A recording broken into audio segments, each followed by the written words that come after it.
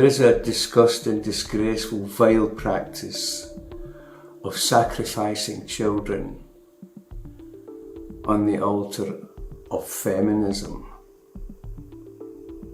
Best to understand that the feminists and a radical belief organisation got together and were united in their hatred of British working class Judeo-Christian families. So to that end, they pressed for changes in the law which gave them the advantage in the family court system.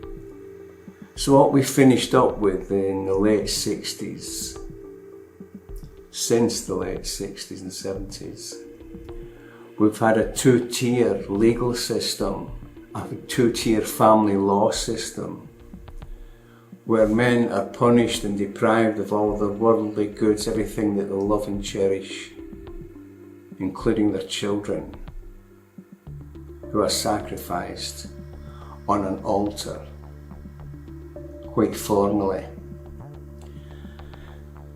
And people celebrate that. They celebrate it with parties, they congratulate their solicitors on having achieved this, having taken children away from one or both their natural parents. So the two-tier legal system is nothing new to men, I can assure you, and certainly not British men anyway. We've had this for generations of parents who were deprived of one or both of their parents. So we finish up with a society which is totally screwed. Children have no value to anyone. They're the most valuable thing in every man and woman's life, I'm sure they are. But not in the court system, not according to the legal system, not according to the government. According to the government, children are a commodity to be bought and sold for feminist gold. Because they're the ones who lose out most of all. They go through all the upset and trauma of a marriage breakdown,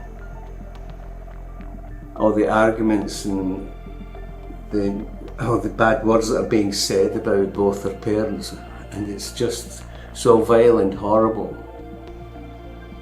that these children suffer horrendous and very often latent, meaning it'll come to maturity later on in their lives, but it will last their lifetime. You ever notice how most of my friends, etc., they've had something in their life which has damaged their ability or impeded their ability to form loving, caring relationships with anyone. The problem is trust. They do not trust a relationship. They do not trust a Judeo-Christian marriage, certainly not in the UK. You probably find that a great deal of men, I've heard statistics bandied about and I don't know for sure, so I don't know enough to comment, but it seemed to me a phenomenal number of men are looking abroad for a wife. And that's a sad state of affairs, because what we're finished up with in that situation is that the children, especially the girls, they're the ones who are being sacrificed on this altar, because they're the ones who miss out on a loving, caring relationship, a trusting relationship. Because we've got all these different generations, one after another, and the problem has compounded when parents who see their parents breaking up and breaking apart, they think that marriage, or they presume that marriage relationships are so volatile that they could go off at any minute, and it makes them afraid to commit too much, and it builds distrust. Now, the people who suffer from this most of all are young women. A lot of the depression and mental illnesses that are a consequence of all this are the women, the young women. The men suffer as well, just as much, but I think with men we wouldn't admit a mental illness so easily as perhaps a woman would. It's just a culture that we have where women are always the victims and men are always the perpetrators. The sad fact of it is that in the happiest, most stable families in the country, children are multiple times safer and happier and achieve generally 30% higher than normal school grades. So the system actually works. The heterosexual family actually works. It is so solid, so rock solid, because they are bound in love and nobody can tear that apart. If I separated you from someone you love and took you to the other end of the country, or the other end of the world, you would still love each other just as much. So it's unbreakable in that sense, that it is always there, it always exists. And there's always regrets because of the system, and it's not because of their love for each other, but it's because of this vile, horrible persistence in constantly breaking families apart. And the ones who suffer most are the children. These children are being sold to adoption agencies, rented out to foster parents.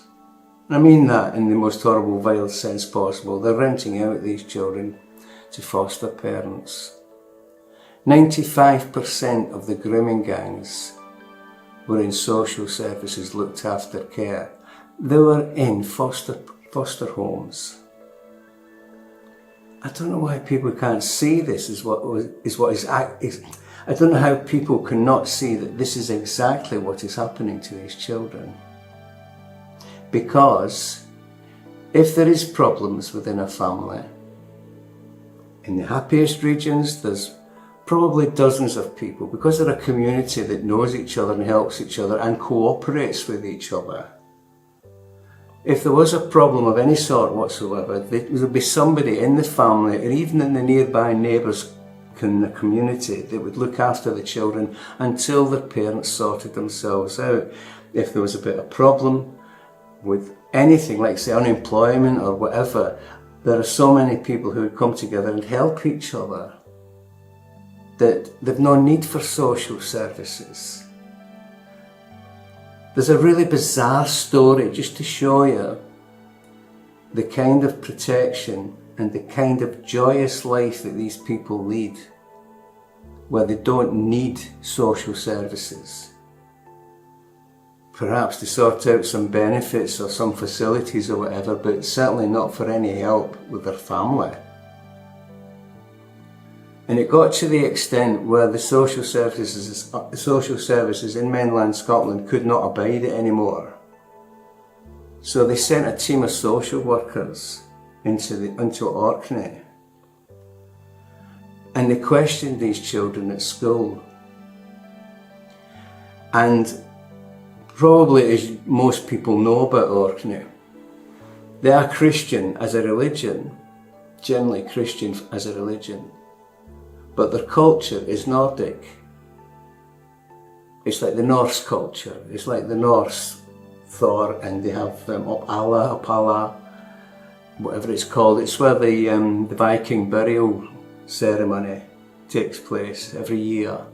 Like a fire ceremony. I think they put a few things together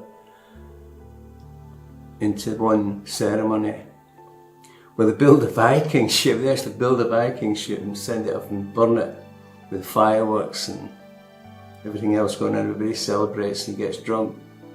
The main thing that I want to say about that culture, and certainly the people who are Celtic in culture, it's not religion, it's a nation, it's a culture that people have of living in a community that supports each other.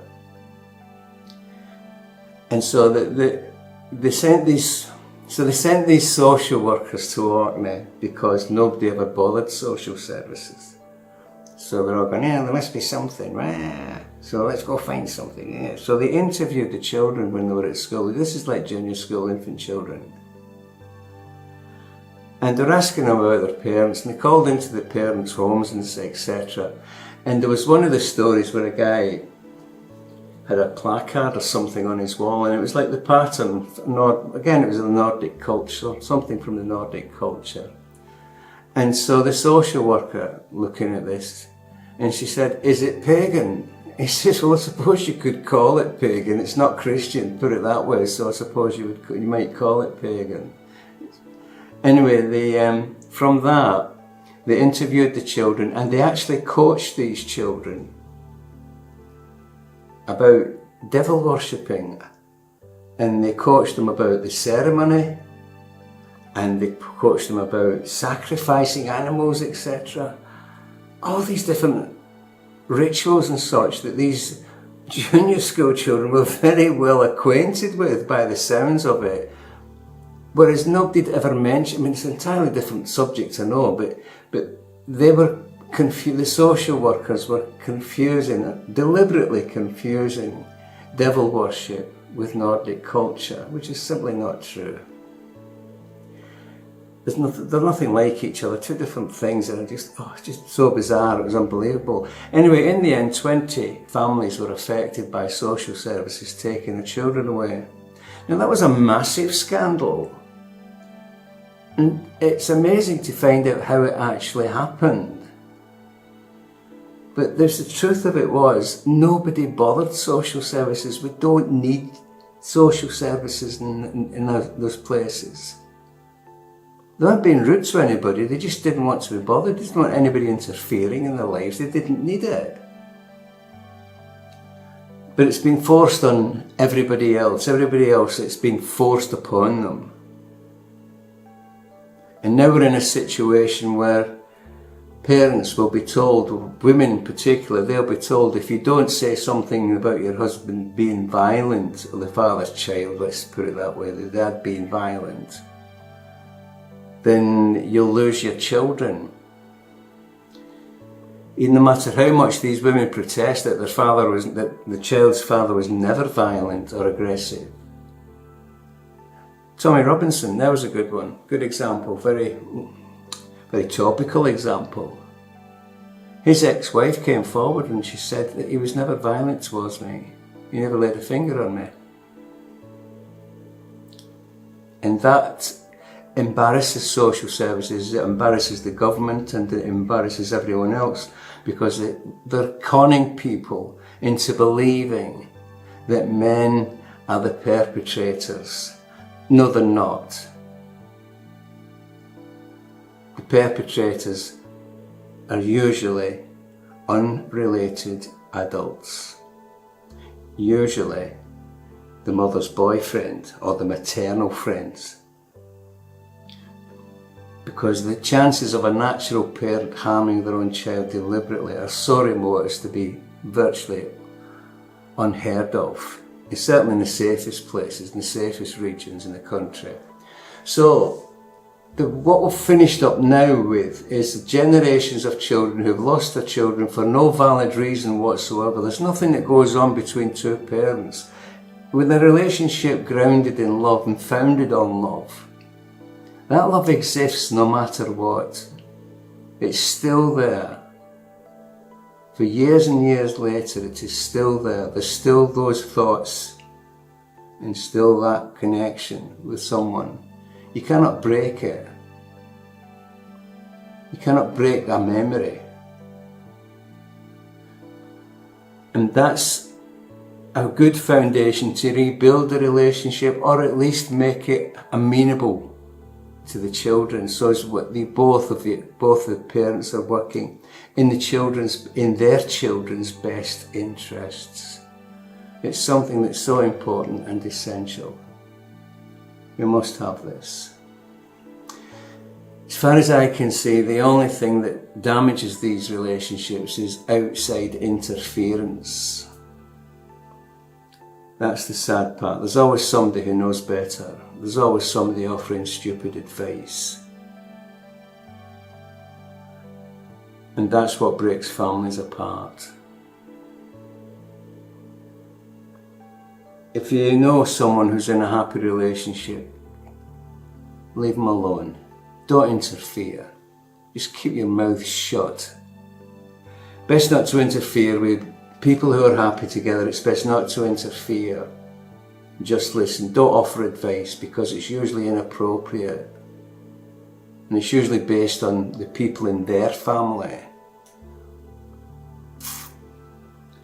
Let's try and keep families together, and let's not interfere with them. Just let them sort themselves out, but help them in any way that you possibly can, offering support, practical support and help.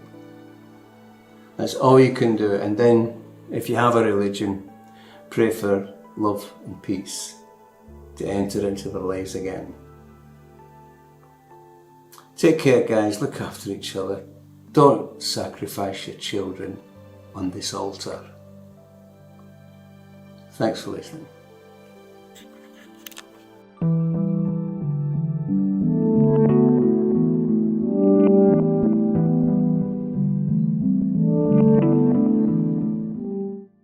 Please subscribe if you haven't done already, and tick on the bell for notifications, and click a like if you liked the video.